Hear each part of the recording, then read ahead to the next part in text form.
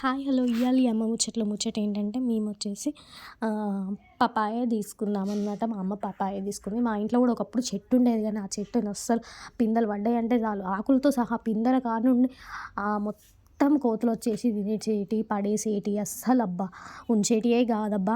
అది మన దాకా రానే రానీయకపోయేది. అది పెద్దగా కూడా కానే కాదు. అంతలోపే అన్నొచ్చేసి పడేస్తాయి. ఆకులు కూడా తింటాయి. ఆ కోతులైతే భరించలేకపోయినాం. ఇక చెట్టే తీసేసినాం. ఆ చెట్టు కూడా ఇరిగిపోయేదనమాట అది ఆ కోతుల దెబ్బకి.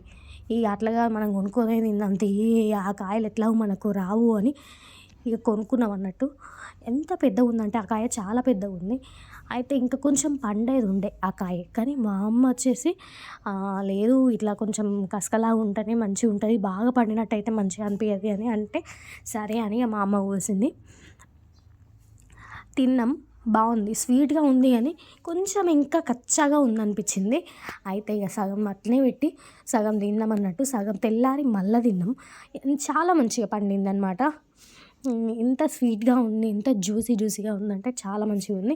అండ్ హెల్త్కి కూడా చాలా మంచిది, బ్లడ్ ఇంప్రూవ్ చేస్తుంది అని చాలా చాలా హెల్దీ అనమాట ఇది పపాయ. తింటూ ఉండాలి ఎప్పుడు.